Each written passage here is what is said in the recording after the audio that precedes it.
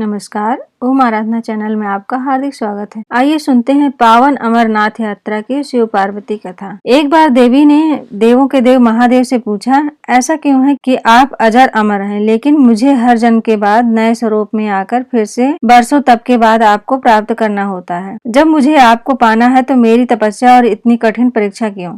आपके कंठ में पड़ी नरमुंड माला और अमर होने के रहस्य क्या है? महादेव ने पहले तो देवी पार्वती के उन सवालों का जवाब देना उचित नहीं समझा, लेकिन पत्नी हठ के कारण कुछ गूढ़ रहस्य उन्हें बताने पड़े।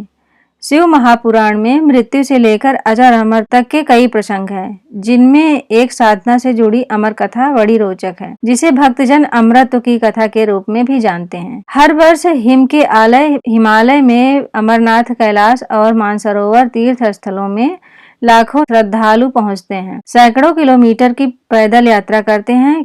यह विश्वास यूं ही नहीं उपजा। शिव के प्रिय अधिक मास अथवा आषाढ़ पूर्णिमा से श्रावण मास तक की पूर्णिमा के बीच अमरनाथ की यात्रा भक्तों को खुद से जुड़े रहस्यों के कारण और ही प्रासंगिक लगती है। पौराणिक मान्यताओं के अनुसार अमरनाथ की गुफा ही वह स्थान है जहाँ भगवान शिव ने पार्वती को अमर होने के गुप्त रहस्य बतलाए थे। उस दौरान वहां उन दो दिव्य ज्योतियों के अलावा तीसरा कोई प्राणी नहीं था। न महादेव का नंदी और न ही उनका नाग, सिर पर गंगा और न ही गणपति कार्तिकेय।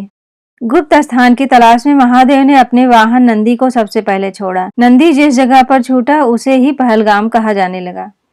अमरनाथ यात्रा यहीं से शुरू होती है। यहाँ से थोड़ा आगे चलने पर शिवजी ने अपनी जटाओं से चंद्रमा को अलग कर दिया। जिस जगह ऐसा किया वह चंदन बाड़ी कहलाती है। इसके बाद गंगा जी को पंचतरणी में और कंठभूषण सर्पों को शेषनाग पर छोड़ दिया। इस प्रकार इस पड़ाव का नाम शेषनाग पड़ा। अमरनाथ यात्रा में पहलगाम के बाद अगला पड़ाव है गणेश टाप। मान्यता है कि इसी स्थान पर महादेव ने पुत्र गणेश को छोड़ा। इस जगह को महागुड़ा का पर्वत भी कहते हैं। इसके बाद महादेव ने जहाँ पिस्सू नामक कीड़े को त्यागा वह जगह पिस्सू घाटी है।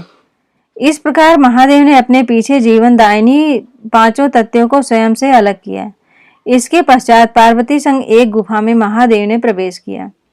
कोई तीसरा प्राणी यानी कोई व्यक्ति, पशु या पक्षी गुफा के अंदर घुस कथा को ना सुन सके, इसलिए उन्होंने चारों ओर अग्नि प्रज्वलित कर दी। फिर महादेव ने जीवन के गूढ़ रहस्य की कथा शुरू कर दी। कथा सुनते सुनते देवी पार्वती को नींद आ गई। वह सो गई और महादेव को यह पता नहीं चला। वह सुनाते रहे। यह कथा इस समय दो सफेद कबूतर सुन रहे थे और बीच बीच में गूं गूं की आवाज निकाल रहे थे। महादेव को लगा कि पार्वती मुझे सुन रही हैं, बीच बीच में हुंकार भर रही हैं। चूंकि वैसे भी भोले अपने मन में मग्न थे, तो सुनाने के अलावा ध्यान कबूतरों पर नहीं गया। दोनों कबूतर सुनते रहे। जब कथा समाप्त होने पर महादेव का ध्यान पार्वती पर गया तो उन्हें पता चला कि वह तो सो रही हैं, तो कथा सुन कौन रहा था। उनकी दृष्टि जब दो कबूतरों पर पड़ी तो महादेव को क्रोध आ गया। वहीं कबूतर का जोड़ा उनकी शरण में आ गया और बोला, भगवान, हमने आपसे अमर कथा सुनी। यदि आप हमें मार देंगे तो यह कथा झूठी हो जाएगी। हमें पथ प्रदान करें। इस पर महादेव ने उन्हें वर दिया, तुम सदैव इस स्थान पर शिव पार्वती के प्रतीक चिन्ह में निवास करोगे। अंततः कबूतर का यह जोड़ा अमर हो गया। यह गुफा अमर कथा की साक्षी हो गई। इस तरह स्थान का नाम अमरनाथ पड़ा। मान्यता है कि आज भी इन दो कबूतरों के दर्शन भक्तों को होते हैं। अमरनाथ गुफा में यह भी प्रकृति का ही चमत्कार है कि शिव की पूजा वाले विशेष दिनों में बर्फ के शिवलिंग अपना आकार ले लेते हैं। यहाँ मौजूद शिवलिंग किसी आश्चर्य से कम नहीं है। पवित्र गुफा में एक और मां पार्वती और श्री गणेश के भी अलग से बर्फ से निर्मित प्रतिरूपों के भी दर्शन किए जा सकते हैं। ओम नमः शिवाय। अगर आप इस चैनल पर नए हैं तो प्लीज लाइक, शेयर और सब्सक्राइब करें, जिससे आने वाली वीडियो आपको मिल जाए। धन्यवाद।